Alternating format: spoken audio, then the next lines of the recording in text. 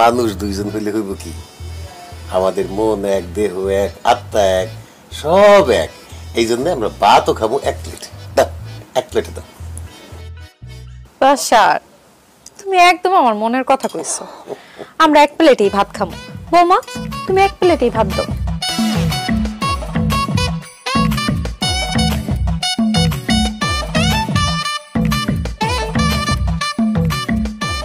এই তুই আমো ঘর থেকে 2টা বালিশ আছে তো, একটা বালিশ নিয়ে যাইস। এটা তুমি কি কও দাদা? তুমি আর দাদি মানুষ তো দুইজন, আমি যদি একটা বালিশ নিয়ে আসি তোমরা ঘুমাইবা কেমনে? আমি আর তোর দাদি 1 বালিশে নিদ্রা যাবো, 2 বালিশে শুইলে একটু আলাদা আলাদা লাগে। আল্লাহ গো, আব্বা এসব কথা কইয়া আমার কাটা গায়ে আর নুনের সিটা দিয়েন না। একটু তাড়াতাড়ি খান আব্বা, তাড়াতাড়ি খান।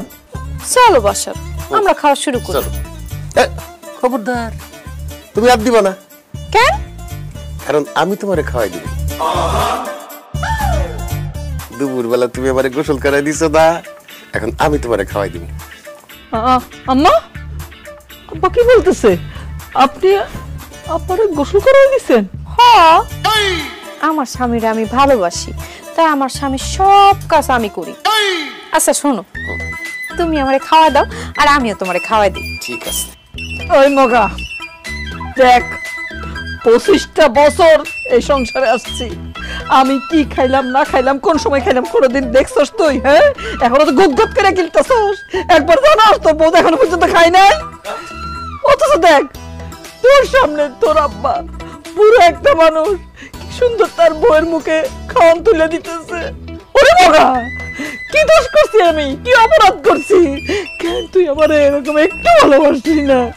কেন তুই আমার কোনোদিন 1 লোকমা মুখে তুলে খাওয়াই দাস নাই? কেন সারা জীবন আমার ঠকাইছিস তুই মগা? আরে চুপ করো তো, আব্বারে ভীমরতি ধরছে, আমার তো ভীমরতি ধরে নাই। এই আব্বা বুড়ো বয়সে আপনি গুলো কি শুরু করছেন কোন তো? হ্যাঁ, মানুষ শুনলে কি করবো? আমি আমার বউরে ভালোবাসি, লোকের কথায় কি বা আসে যায়? দেখছস, আব্বার কাছ থেকে শেখ।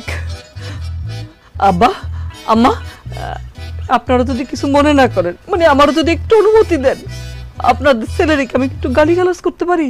কেন গালিগালাজ করতে পারবা না? এমন আনরোমান্টিক একটা পোলারে জন্ম দিছো। বকো বকো, মন ভরে বকো।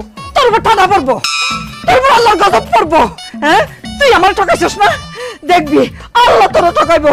গিল গিল, তুই ভর, আমার আর খাওয়ানোর দরকার নাই, আমি আর কিচ্ছু খাবো না। কিরে তুই খাবি না বউর পিছে যাবি? না, আপনাকে ঢং দেখে